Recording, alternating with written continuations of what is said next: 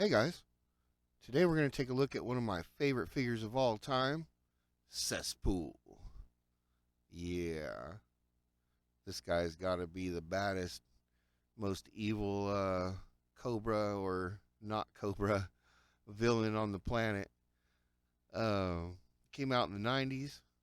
It was a little after my collecting days, but I found later on in my adult collecting life, found out about him, and um, he's awesome.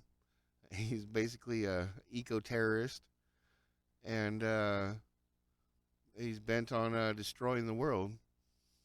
And his origins are from the DIC uh, cartoon, and he kind of basically has like a Michael Keaton Batman Joker origin story. Kind of dumped into a pit of chemicals and came out crazy and evil. Um, but yeah, uh, not that imaginative of a origin story, but still it works, and he's a great character overall. He looks super wicked and evil, and yeah, he had a lot of. They built a whole team around him. Of course, the Eco Warriors fought him, and he had um, Toxo Vipers and Toxo Zombies and uh, Sludge Vipers and all kinds of henchmen to go with him. So he wasn't just any run of the mill kind of villain. They actually really went all out with his his backstory and having an army to go with him. Um, it's kind of funny though. His origin, he wasn't Cobra to begin with.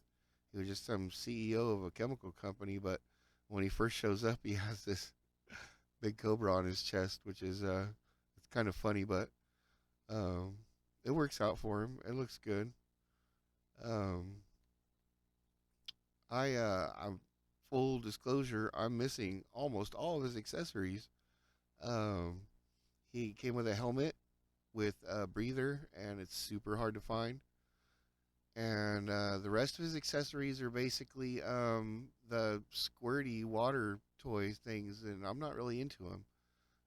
So I am missing basically all of his accessories, but I do have the collector's club version, and I'm going to show you how I use some of his accessories with my vintage version, and I'll also show you some other accessories you can use if you uh, happen to have a cesspool without any accessories.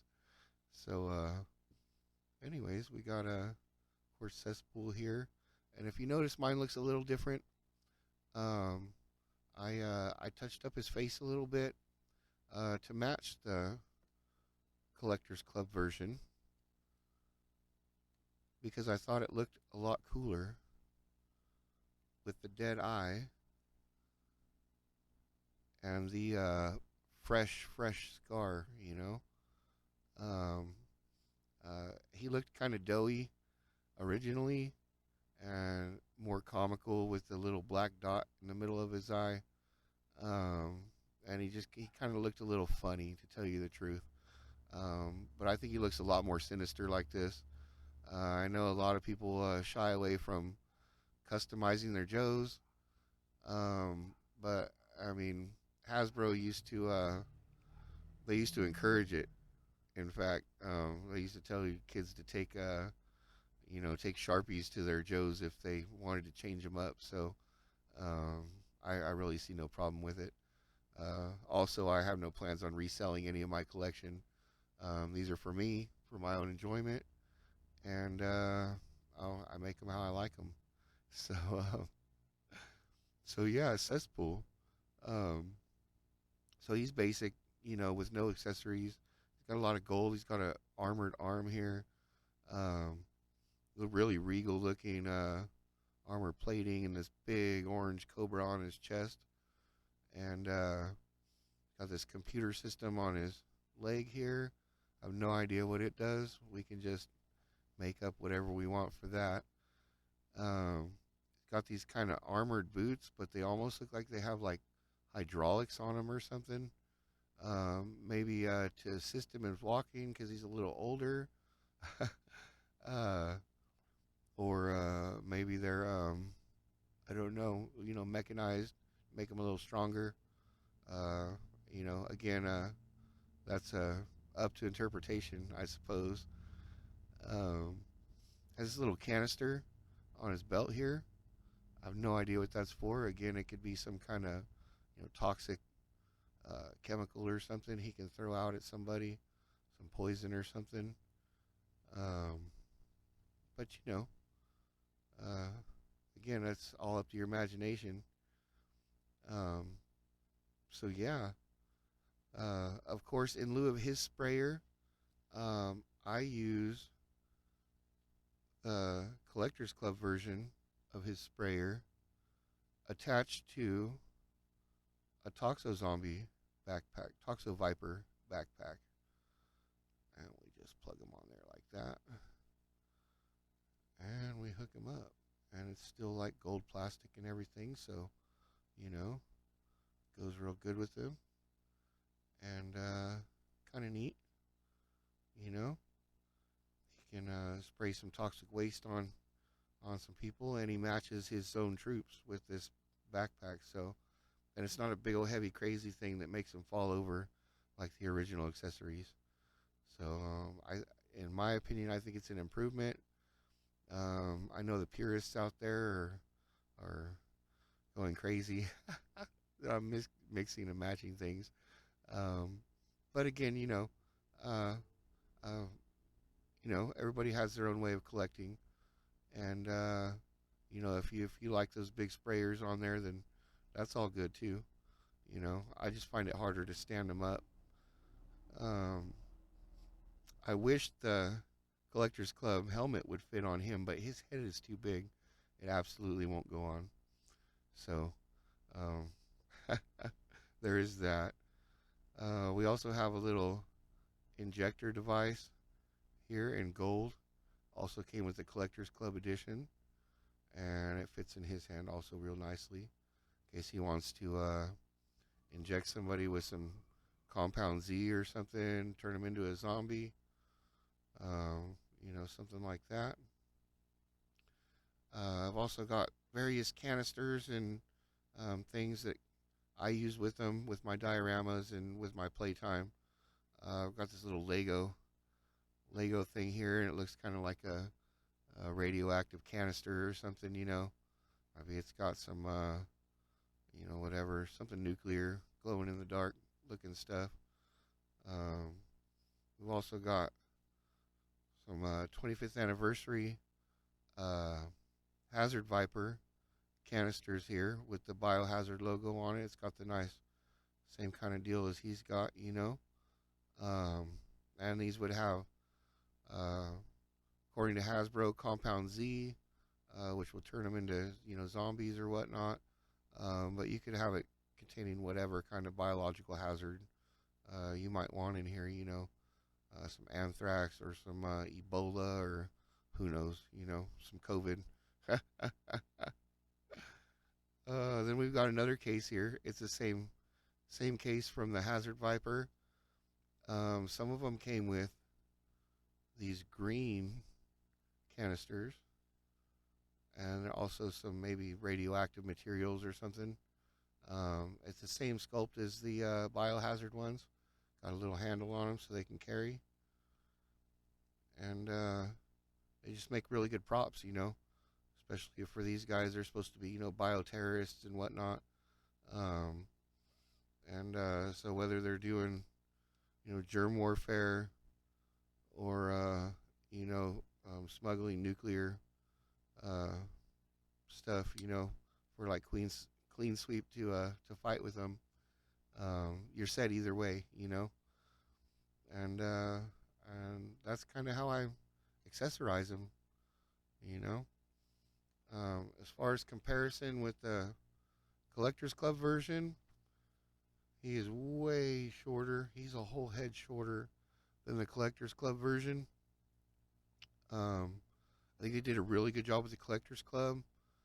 Uh, the only difference is they didn't put the snake on his chest.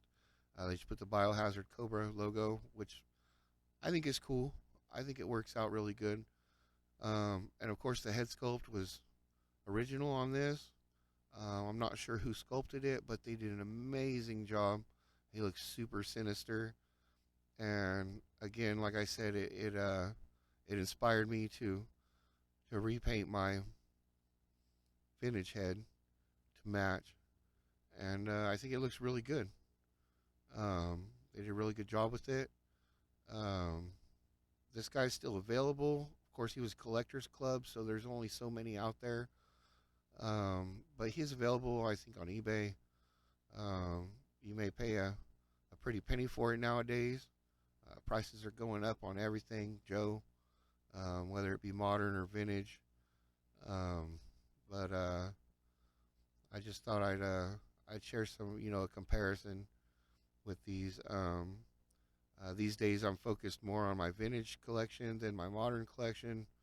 But I still got these guys laying around, and I figure, if I'm reviewing one and I have the modern version of it, I can, compare it for you guys.